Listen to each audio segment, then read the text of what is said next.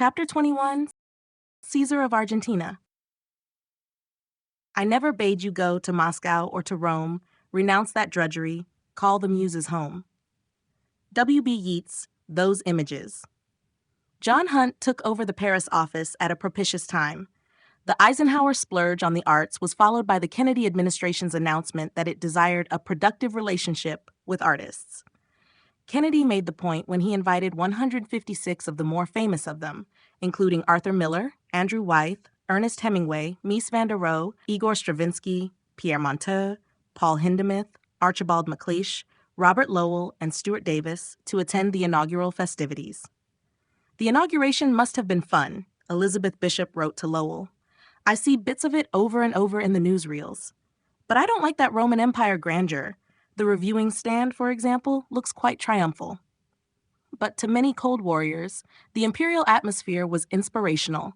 As one admirer told Kennedy in early 1961, just as in ancient times a Roman, wherever he went, could proudly proclaim civis Romanus sum, now once again, similarly, wherever we go and with head erect and with pride, we can proclaim civis Americanus sum. On 11th of May 1962, Robert Lowell was again invited to the White House, this time for a dinner in honor of André Malraux, then French Minister of Culture. Kennedy joked at the reception that the White House was becoming almost a cafe for intellectuals. But Lowell was skeptical and wrote after the White House dinner, "Then the next morning, you read that the Seventh Fleet had been sent somewhere in Asia, and you had a funny feeling of how unimportant the artist really was, that this was sort of window dressing, and that the real government was somewhere else, and that something much closer to the Pentagon was really running the country. I feel we intellectuals play a very pompous and frivolous role. We should be windows, not window dressing." Although rarely expressed openly, there was a growing inclination among some intellectuals to view the government's beneficence with suspicion. But the question of corruption did not unduly exercise the CIA, under whose auspices much of this bounty was being distributed. "There are some times when you might as well be seduced," said Donald Jameson. I think that almost everybody in a position of significance in the Congress for Cultural Freedom was aware that somehow or other the money came from some place, and if you looked around, there was ultimately only one logical choice, and they made that decision. The main concern for most scholars and writers really is how you get paid for doing what you want to do. I think that by and large, they would take money from whatever source they could get it. And so it was that the Congress and other similar organizations, both East and West, were looked upon as sort of large teats from which anybody could take a swig if they needed it and then go off and do their thing. That is one of the main reasons, really, I think, for the success of the Congress. It made it possible to be a sensitive intellectual and eat. And the only other people who did that really were the communists. Whether they liked it or not, whether they knew it or not, scores of Western intellectuals were now roped to the CIA by an umbilical cord of gold. If Crossman could write in his introduction to The God That Failed that, for the intellectual, material comforts are relatively unimportant. What he cares most about is spiritual freedom. It seemed now that many intellectuals were unable to resist a ride on the gravy train. Some of the Congress's conferences were mainly show, and the attendees sometimes reminded one of the smart set commuting between Saint-Tropez in summer and St. Moritz or Gstaad in winter, wrote the Sovietologist Walter Laqueur, himself a regular attendee at these conferences. There was a snobism, particularly in Britain, the outward appearance of refinement, wit and sophistication combined with a lack of substance, college high table talk and café royal gossip. 5. These stylish and expensive excursions must have been a great pleasure for the people who took them at government expense. But it was more than pleasure, because they were tasting power, said Jason Epstein. When visiting intellectuals came to New York, they were invited to great parties. There was very expensive food all around, and servants, and God knows what else, far more than these intellectuals themselves could have afforded. Who wouldn't like to be in such a situation where you're politically correct and at the same time well compensated for the position you've taken? And this was the occasion for the corruption that followed. Those who were not receiving per diems in New York could take advantage of the Villa Serbelloni in Bellagio, northern Italy.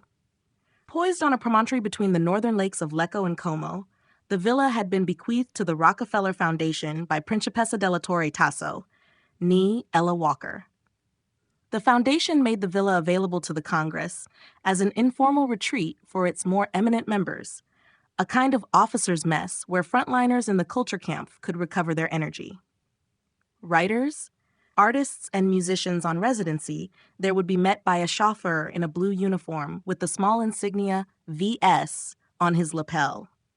Guests received no grant as such, but accommodation was free, as were all travel expenses, meals, and the use of the tennis court and swimming pool. Writing on the villa's elegant stationery, Hannah Arendt told Mary McCarthy, "You feel as though you are suddenly lodged in a kind of Versailles. The place has 53 servants, including the men who take care of the gardens. The staff is presided over by a kind of head waiter who dates from the time of the Principessa and has face and manner of a great gentleman of 15th century Florence." McCarthy replied that she had discovered such luxurious surroundings were not conducive to hard work.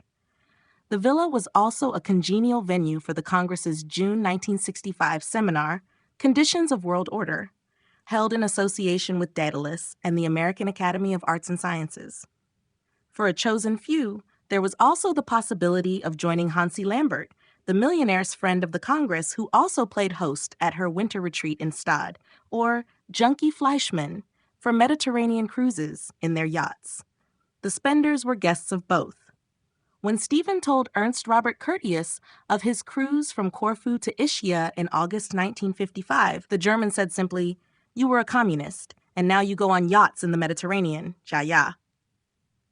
For those who preferred terra firma, the Congress arranged accommodation in Europe's more prestigious establishments.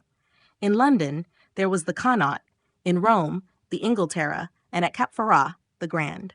In Paris, Irving Brown continued to entertain at his home away from home, the Royal Suite at the Hotel Baltimore.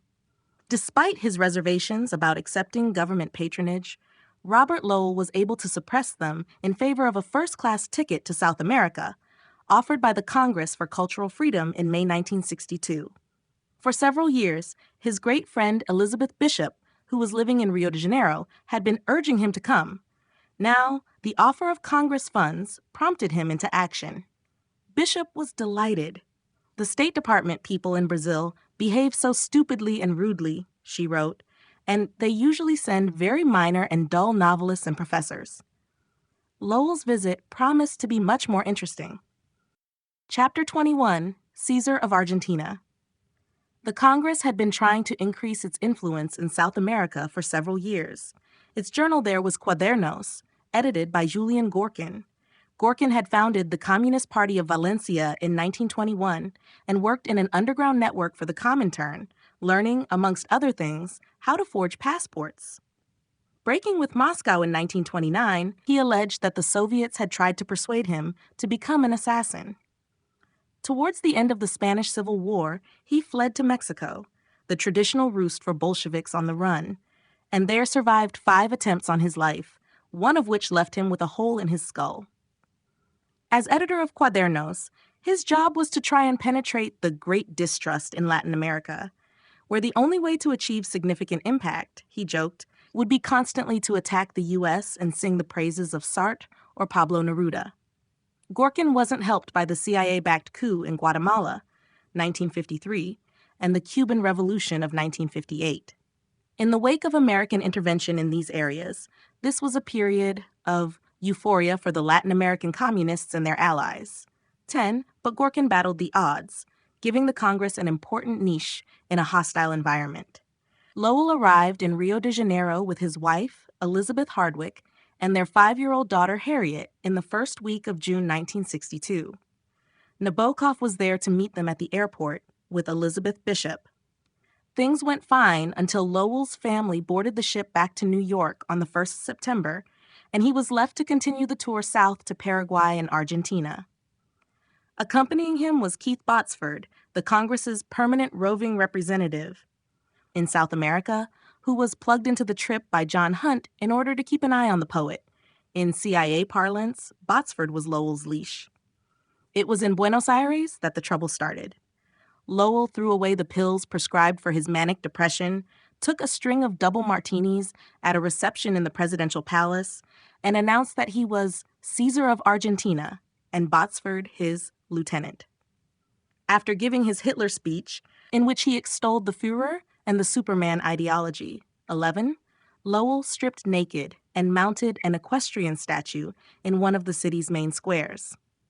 After continuing in this vein for several days, Lowell was eventually overpowered on Botsford's orders, wrestled into a straitjacket, and taken to the Clinica Bethlehem, where his legs and arms were bound with leather straps, while he was injected with vast doses of thorazine. Botsford's humiliation was completed when Lowell, from this position of Prometheus bound, ordered him to whistle Yankee Doodle Dandy, or the Battle Hymn of the Republic. 12. Later that month, Nabokov telephoned Mary McCarthy. His voice was tremulous and weary as he informed her that Lowell was in a mental ward in Buenos Aires and that Marilyn Monroe committed suicide because she had been having an affair with Bobby Kennedy and the White House had intervened. Sharing Nabokov's disgust, Mary McCarthy concluded, "Our age begins to sound like some awful colossal movie about the late Roman emperors and their Messalinas and Poppeias. The Bobby Kennedy swimming pool being the bath with ass's milk." The Lowell incident was an unmitigated disaster, chosen by the Congress as an outstanding American to counteract communist people like Pablo Neruda. Lowell turned out to be an emissary for nothing beyond the powerful properties of thorazine. He had badly let his side down, and in turn was badly let down by Botsford. Amazingly, neither Hunt nor Josselson dumped Botsford, but continued to use his services as their representative in Latin America. More amazingly, less than a year later, they even considered sending Lowell to represent the Congress at a conference in Mexico. But Josselson stalled, afraid that Lowell would follow his psychiatrist's recommendations as little as he did the last time. There is no guarantee whatsoever that he will not again give some lunatic speeches in favor of Hitler. Botsford, who had no desire to repeat his previous experience, warned against sending Lowell, and it was agreed that Robert Penn Warren and Norman Podhoretz were more reliable candidates to send behind the tortilla curtain. Although Josselson had his doubts about Botsford, I am not even sure that he is capable of telling you straight facts. 17. Hunt's protege continued to flourish in the Congress. 18. He now told Hunt that Brazilian intellectuals regarded the Congress as a Yankee front, and suggested that the Congress become more discreet, modest, and invisible, supporting only projects that had strong local support. But Hunt rejected that approach, telling him that no area of the world should be neglected in the fight against communism. And in this mood, a campaign to undermine the poet Pablo Neruda was vigorously pursued by Hunt and Botsford. In early 1963, Hunt received a tip-off that Pablo Neruda was a candidate to win the Nobel Prize for Literature for 1964. This kind of inside information was extremely rare, as deliberations of the Nobel Committee are supposed to be conducted in hermetic secrecy. Yet by December 1963, a whispering campaign against Neruda had been launched. Careful to obscure the Congress's role, when Irving Kristol asked Hunt if it was true the Congress was spreading rumors about Neruda, Hunt replied teasingly that it was inevitable that the poet's candidacy for the Nobel Prize would excite controversy. 20. Actually, since February 1963, Hunt had been organizing the attack. Julian Gorkin had earlier written to a friend in Stockholm about Neruda and told Hunt that this man is ready to prepare a small book in Swedish on Lukas Neruda. 21. But Hunt doubted the usefulness of such a book and told Congress activist René Tavernier that a fully documented report written in French and English should be prepared for circulation to certain individuals. Hunt stressed that there was no time to lose if the scandal of Neruda's winning the Nobel Prize was to be averted, and he asked Tavernier to organize the report in collaboration with Julian Gorkin and his Swedish friend. Tavernier's report focused on the question of Neruda's political engagement and argued that it was impossible to dissociate Neruda the artist from Neruda the political propagandist. It charged that Neruda, a member of the Central Committee of the Chilean Communist Party, used his poetry as an instrument of a political engagement which was total and totalitarian. This was the art of a man who was a militant and disciplined Stalinist. Great use was made of the fact that Neruda had been awarded the 1953 Stalin Prize for his poem to Stalin, his master, which Tavernier labeled poetic servility. 25. Tavernier sent the proofs of the article to Hunt at the end of June. Hunt decided it needed pepping up and told its author to concentrate on the nature of Neruda's political engagement and to focus on the anachronism of his Stalinist position, which bore little relation to the more tolerant mood of contemporary Russia. Hunt finished in professorial tone, telling Tavernier that he expected to see the revised report in a matter of days. "It's a given," said Diana Josselson. Accordingly, Josselson had written to Salvador de Madariaga, the philosopher and honorary patron of the Congress, to seek his intervention. But de Madariaga was sanguine, arguing that Stockholm aurait une réponse facile et impeccable. On a déjà couronné Nobel la poésie chilienne en la personne de Gabriela Mistral. Un point, c'est tout. Et la politique n'y a rien à faire. Politics, of course, had everything to do with it. Pablo Neruda did not win the 1964 Nobel Prize for Literature, but there was no cause for celebration in the offices of the Congress when the winner was announced. It was Jean-Paul Sartre. He famously refused to accept the award. Neruda had to wait until 1971 before he was honored by the Swedish Academy, by which time he was Chile's ambassador to France, representing the democratically elected government of his friend Salvador Allende, who was then undemocratically unseated and murdered in 1973 with the help of the long arm of the CIA. In 1962, just months after the construction of the Berlin Wall, Nicholas Nabokov was invited by Willy Brandt, the mayor of West Berlin, to become advisor on international cultural affairs to the Berlin Senate. This appointment solidified an old friendship, and it brought Nabokov back to the city which he felt closest to. Brandt and Nabokov got on very well, remembered Stuart Hampshire. Brandt was financed by the Americans, and so was the Berlin Cultural Program. Brandt was perfectly at ease with this. It didn't worry him in the least. Nicky was highly sophisticated. He knew all the right people, so he was perfect for the job of organizing Berlin's cultural affairs. 29. For Nabokov, West Berlin had lost some of its cosmopolitan glamour, and the time seemed ripe for its renewed investment in the cultural game. According to John Hunt, Nabokov had never been ready to take on the world for his convictions, and he seemed now to have lost interest in the tired old paradigms of the Cold War. His plans and proposals for Berlin, which was now divided by a concrete wall, contained none of the old anti-communist rhetoric.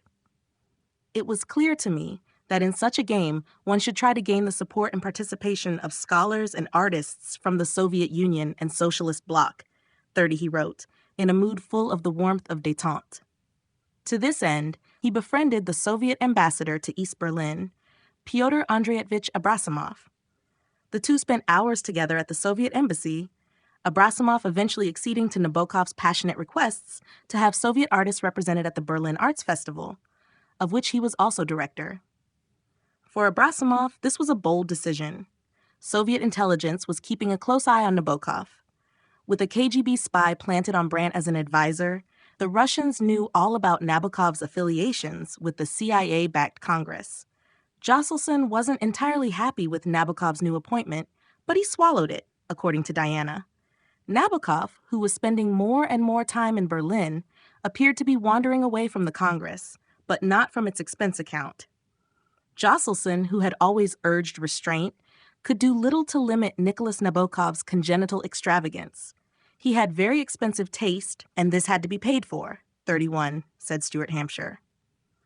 But the link, which was formally agreed between the Congress and Brandt's office, did bring the Congress an opportunity to be represented at the Berliner Festwochen, and in 1964 it financed the appearance there of Günter Grass, W.H. Auden, Keith Botsford, Clint Brooks, Langston Hughes, Roby Macaulay, Robert Penn Warren, James Merrill, John Thompson, Ted Hughes, Herbert Reed, Peter Russell, Stephen Spender, Roger Caillois, Pierre Emanuel, Derek Walcott, Jorge Luis Borges, and Wole Soyinka. John Hunt and Francois Bondy went as monitors. Caesar of Argentina 221. But Josselson couldn't swallow his resentment at what he saw as Nabokov's desertion. He was jealous, said Hampshire. He used to refer to my group of intellectuals. He flattered them, and he expected their loyalty. Nicky was part of his group, and then he got interested in something else. Josselson was angry and hurt. 32, by the end of 1964, Josselson's patience was wearing thin, and he wrote a caustic letter asking Nabokov why he had seen fit to claim expenses from the Congress for a trip to London, which clearly originated in the interests of Berlin. With Nabokov currently receiving a generous salary from the Congress, Josselson had drawn nearly $30,000 from the far field to cover his activities there over a 4-year period, of which $24,000 was set aside for his salary. Why, Josselson asked, couldn't he draw such expenses out of the 50,000 Deutschmarks he was receiving from Berlin's taxpayers? Peeved that Nabokov had told him nothing of his visits to Abrasimov in the Soviet sector, or of Abrasimov's visit to Nabokov's house with Rostropovich, Josselson ended angrily by telling Nabokov, "I don't want to know anything more about what you are doing. Let's just suspend our official relationship until May 1st, when they were due to meet, and let's keep our fingers crossed that with your doings, you will not unduly damage our friendship." 33. Unable to resist one final slight, Josselson hoped that the Christmas holidays would give Nabokov an opportunity to reflect and to compose some music instead of rushing around madly and rushing, who knows, towards a precipice. 34. A dark cloud was gathering over Nabokov's and Josselson's relationship. When Josselson learned that Nabokov was planning to undertake a trip to Moscow with Abrasimov to secure the participation of Soviet artists at the Berlin Festival, he wrote in urgent tones, urging him not to make the trip. Nabokov aborted the journey at the last moment, but demanded an explanation from Josselson. This was forthcoming, but cryptic in the extreme. "I did not for 1 minute worry about your safety, nor was I concerned about any consequences from your connection with the Congress. Believe me, I was only concerned about yourself and about a very embarrassing situation you could find yourself in, not immediately, but maybe a year or two from now. I don't want to write about this, but rest assured that what I have in mind is not something that I just picked up out of the air. Also, please bear in mind that you have many enemies in Berlin who are only waiting for an opportunity to knife you, and in your own interest, you would do well to cut the ground from under these people and their malicious gossip." There was more than just hurt behind Josselson's objections to his friend's new career move. Nabokov had become a security risk. "You could become an unwitting instrument of Soviet policy in Germany," he now warned him. "You have already made a first step in that direction." 36. Shortly after this letter, in August 1964, a very worrying situation arose. In the course of a congressional investigation into the tax-exempt status of private American foundations by Congressman Wright Patman, a leak occurred which identified a number of foundations, 8 in all, known as the Patman 8, as CIA fronts: the Gotham Foundation, the Michigan Fund, the Price Fund, the Edsel Fund, the Andrew Hamilton Fund, the Borden Trust, the Beacon Fund, and the Kentfield Fund. These foundations, it transpired, were mail drops, often consisting of nothing more than an address, set up to receive CIA money, which could then be transferred elsewhere with apparent legitimacy. After money was transferred to the mail drop, the second pass, or pass-through, would occur. The front foundation would make a contribution to a prominent foundation widely known for its legitimate activities. These contributions, the Cultural Cold War 222, were duly listed as assets received by the foundations in their annual 990A form filed with the Internal Revenue Service, which every tax-exempt nonprofit organization was obliged to submit. This, of course, was where the system was most vulnerable. "Maybe there wasn't really any other way to do it," said Donald Jameson, "but these foundations were required to file all kinds of tax documents and one thing and another, which they complied with to some extent, which meant that when people began exposing them, they could go to the tax records and link A to B to C to D directly through these things, and that was very unfortunate." 37. The third pass occurred when the legitimate foundation made a contribution to the CIA-designated recipient organization. William Hobby, president of the Houston Post and trustee of the Hobby Foundation, explained how this worked. We were told that we would receive certain funds from the CIA. Then we'd receive a letter, say from Organization XYZ, asking for funds. We granted the funds. No questions asked. We believed that the CIA knew what they were doing. 38. The 990A forms of 4 other foundations illustrated this pass-through operation: the M.D. Anderson Foundation of Houston, the Hoblit Foundation of Dallas, the David Josephine and Winfield Baird Foundation of New York, and the J.M. Kaplan Fund of New York. Each of these foundations were IOD assets. From 1958 to 1964, the Anderson Foundation received $655,000 of CIA money through phony foundations such as the Borden Trust and the Beacon Fund. It then dispersed the same amount to the CIA-supported American Fund for Free Jurists, Inc., a New York-based organization later known as the American Council for the International Commission of Jurists. The Baird Foundation received a total of $456,800 between 1961 and 1964 in pass-throughs and piped the money onto CIA programs in the Middle East and Africa. The Kaplan Fund, best known as the benefactor of New York's Shakespeare in the Park season, gave almost $1 million between 1961 and 1963 to the Institute of International Labor Research, Inc. of New York. The institute focused on CIA projects in Latin America, including a seedbed for democratic political leaders called the Institute of Political Education, which was run by Norman Thomas and Jose Figueres in Costa Rica. The funding came from the CIA, channeled to the Kaplan Fund through designated pass-throughs, the Gotham, Michigan, Andrew Hamilton, Borden, Price, and Kentfield funds, 6 of the Patman 8. President and treasurer of the Kaplan Foundation was Jacob M. Kaplan, who, it will be remembered, offered his services to Allen Dulles in 1956. The Hoblit Foundation, between 1959 and 1965, received a similar amount from the CIA. The bulk of it, $430,700, was passed straight to the Congress for Cultural Freedom. The Patman leak opened the hatch, however briefly, on the engine room of the CIA's covert funding. Combined with the information freely available for inspection at the Internal Revenue Service, it enabled a few imaginative journalists to piece together part of the jigsaw. In September 1964, the New York leftist weekly The Nation asked, should the CIA be permitted to channels to magazines in London and New York, which pose as magazines of opinion and are in competition with independent journals of opinion? Is it proper for CIA-supported magazines to offer large sums in payment of single poems by East European and Russian poets regarded as men of a character who might be encouraged to defect by what, in the context, could be regarded as a bribe?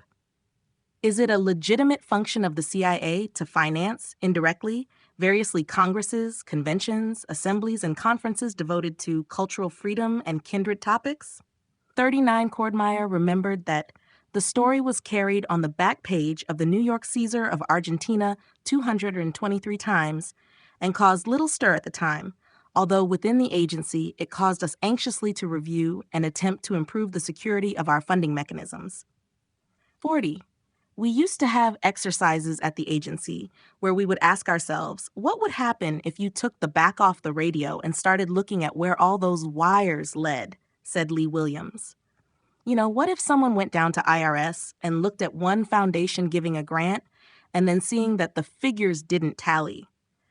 This was something which really worried us when the rumors were building up. We talked about it and tried to find a way of protecting the people and organizations which were about to be exposed. 41. But Hunt and Josselson, who were both in London when the story broke, Josselson at the Stafford Hotel, Hunt at Duke's Hotel, were suddenly very exposed. "We're in trouble," Josselson told Hunt bluntly on the telephone. Josselson had been alert to the danger well before the Patman exposures. People were beginning to jabber at cocktail parties. Half the problem was that people in Washington couldn't keep their mouths shut, said Diana Josselson. Paul Goodman had hinted explosively at the truth as early as 1962 when he wrote in Dissent that cultural freedom and the encounter of ideas are instruments of the CIA. There can be little doubt that Josselson had been forewarned of Patman's findings 2 years later, thus accounting for his mysterious letter to Nabokov of June 1964. Josselson had long fretted that the Congress's cover was insecure, and in 1961 he had persuaded Cord Meyer that they should find a crop of new sponsors. In answer to Michael's and the CIA's apprehensions, they rather smartly thought they would diversify the source of funds, and so they did. 42 recalled Diana Josselson. Nabokov went to New York in February 1961 to talk to foundation trustees. Curiously, none of the foundations he approached came through.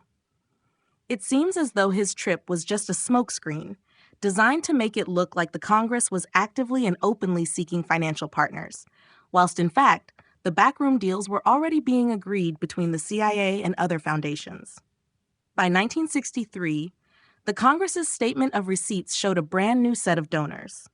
These were the Colt, Florence, Lucius N. Littauer, Ronthalim Charitable Trust, Shelter Rock, whose donor was Donald Strallam, a board member of the Farfield Foundation, Sonnabend, and Sonnen Foundations. As for the Farfield Foundation, its credibility as an independent foundation had become increasingly stretched. It was meant to be a cover, but actually it was transparent. We all laughed about it and called it the Far-Fetched Foundation, said Lawrence Denofil. Everybody knew who was behind it. It was ridiculous. 43 Junkie Fleischman's legendary personal meanness seemed to ensure the rumors now circulating at every Washington and New York party that he was not the real angel of the Congress for cultural freedom. Nabokov later told Josselson that Junkie was the stingiest rich man I have ever known. 44 Natasha Spender likewise recalled that Junkie was famously mean. At a dinner party in a Cincinnati restaurant with Junkie and others, I had to borrow a dime from him to make a telephone call. When we were going back in the taxi, Stephen said to me, "You must send that dime back tomorrow morning." And I thought he was joking, but he wasn't, so I sent the dime back. It was now reasoned that if the Farfield Foundation were to disperse funds to American as well as international projects, then the CIA's interest, thus sandwiched, would become less conspicuous. The Farfield was engaged in other activities because it needed to cover for the foundation in case anyone inquired what it was doing. 46, explained Diana Josselson. The Farfield report for the period 1st January 1960 to 31st of December 1963 lists some of the hundreds of grants made for that period.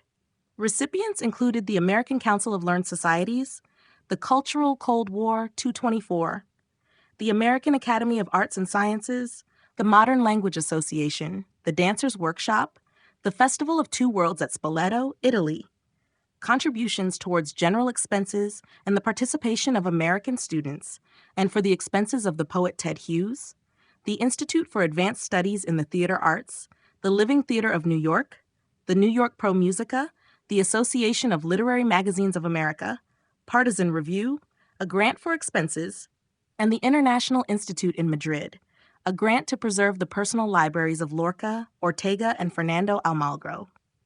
Under travel and study, the Farfield gave fellowships to scores of individuals, including Mary McCarthy, to prepare an anthology of New European writing, the Chilean painter Victor Sanchez Ogaz, the poet Derek Walcott, for travel in the United States, Patricia Blake, Margarita Buber Newman, Lionel Trilling for a trip to Poland, Rome, Athens, and Berlin, and Alfred Sherman, contributor to The Spectator, for a trip to Cuba. Ironically, it was the sheer scale of the Farfield Foundation's endowments which made it especially vulnerable to discovery. In the wake of the Patman revelations, it wouldn't have taken a Conan Doyle to deduce who was the schemer behind the foundation. Astonishingly, not a single journalist thought to inquire any further. The CIA did take a hard look at this technique of funding, but to the later amazement of a select committee inquiry into the matter, it did not reconsider the propriety of bringing the independence of America's foundations into question by using them as conduits for the funding of covert action projects. 47. The very situation that had prompted Patman to leak his findings in the first place. The real lesson of the Patman flap is not that we need to get out of the business of using foundation cover for funding, but that we need to get at it more professionally and extensively. 48 reasoned the chief of Covert Action's Staff Program and Evaluation Group. This thinking was egregiously flawed, as later events would show. Josselson certainly did not subscribe to it. He knew that the current funding mechanisms were hopelessly vulnerable and that he was sailing a leaky boat. The seas got rougher and rougher, and navigation got harder and harder, but still they were navigating, but in a state of constant alert, 49 said Diana Josselson. From late 1964, Josselson tried frantically to steer the Congress for cultural freedom away from the pending revelations and the damage they would cause. He considered changing its name. He once again investigated cutting the financial link with CIA to be replaced entirely by Ford Foundation funding. Above all, he attempted to direct the Congress away from its Cold War perspective and to minimize the plausibility of any suggestion that it was a tool of the U.S. government in this Cold War. In October, he told the executive committee at its meeting in London, "I frankly wouldn't like to see the Congress's raison d'etre to be the Cold War. I somewhat get the feeling that this is its raison d'etre, and frankly, I don't like it." 50.